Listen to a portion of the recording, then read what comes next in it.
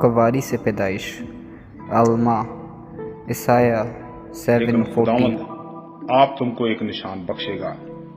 देखो, एक कुंवारी हामला होगी और बेटा पैदा होगा और वो उसका नाम इमैनुअल रखेगी। बहुत सारे एंटी मिशनरीज़ का ये कहना है कि अल्मा इसमें वर्ड यूज़ हुआ है, इसलिए जो है यहाँ पर वर्जन का नहीं लिखा हुआ, बल्कि यहाँ पे अल्मा का जिक्र है। तो अल्मा के बारे में आपको बताना चाहूँगा कि इसका जो आम मतलब दिया जाता है एक जवान औरत या फिर एक कवारी जो वर्जन है। तो ये जो अल्मा है इसका मतलब मैं आपके साथ शेयर कर चुका हूँ, इसके कुछ ये भी मतलब निकलते हैं, लेकिन ये तकरीबन 7 टाइम जो है वो यूज़ हुआ है पुराने अहदनामे में जब वर्जन को शो किया जा रहा है। पैदाइश 24 बाब की 43 आयत को जब हम देखते हैं तो यहाँ लिखा है, तू देख मैं पानी के चश्मे के पास खड़ा होता हूँ और ऐसा हो कि जो लड़की पानी भरने निकले और मैं उससे कहूँ कि ज़रा अपने घड़े से थोड़ा पानी मुझे पिला दे। ये लड़की जो है ये रुबैका है, एज़िक की फ्यूचर वाइफ। तो ये कोई आम सी ऐसी लड़की नहीं थी कि जो वहाँ पर आई है और जो अपने पेरेंट्स के साथ रह रही थी, बल्कि ये अपने पेरेंट्स के साथ भी रह रही थी और जवान भी थी और वर्जन भी थी। बिब्लिकल मैरिजेस के अंदर जो है एक लड़की का वर्जन होना, लड़के का भी वर्जन होना जो है वो ज़रूरी है।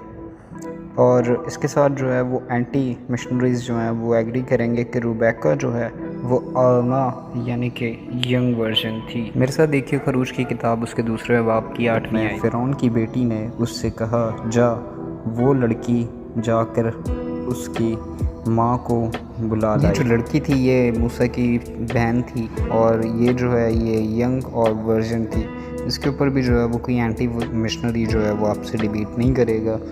हाँ, ये है कि जो अल्मा है इसको जो है वो सिर्फ कि यंग वुमेन को पेश करने के लिए नहीं कहा गया, बल्कि वर्जन को भी पेश करता है। अल्मा की इस लेसन में से 2 जो है वो कंक्लूशंस निकलती हैं। पहली जो है अल्मा जो है ये पेश किया जा रहा है एक वर्जन को, एक कवारी को जो भी गैर शादीशुदा है और मर्द से ना वाकिफ़ है, बच्चे नहीं हैं उसके। और जब आप इन सब बातों को समझ जाएंगे तो आपको जो है वो बेहतर तरीके से ईसाया नबी के उस पेशन गोई की समझ आएगी कि वो कौन सी वर्जन है। सेकेंडली मैं आपको बताना चाहूँगा कि बहुत सारे ऐसे सबूत हैं जो कि एंटी मिशनरीज़ के लिए जो हैं वो ऑलरेडी कलाम मुक़द्दस में हिस्ट्री में जो हैं वो मौजूद हैं।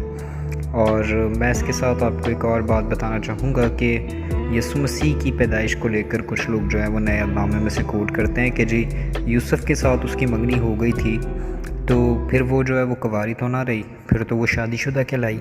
चाहे वो अपने शौहर के घर पे नहीं भी है तो भी अगर उसकी मंगनी हो गई है तो वो शादीशुदा ही है, तो वो वर्जिन तो ना होगी। भले ही वो उनके साथ मंगनी में थी लेकिन फिर भी उनकी कोई औलाद ना थी यूसुफ में से, तो इसका मतलब ये साफ़ हुआ कि वो वर्जिन थी यानी कि अल्मा थी। तो इसके ऊपर और ज़्यादा कुछ डिबेट बनती नहीं है किसी की भी, क्योंकि इसके लिए बहुत सारे सबूत क्लियर हैं हिब्रू में, उर्दू में, इंग्लिश में भी। Thank you for watching. अगर आपको वीडियोस पसंद आई हो तो चैनल को सब्सक्राइब कीजिएगा, शेयर कीजिएगा। मिलते हैं नेक्स्ट वीडियो में।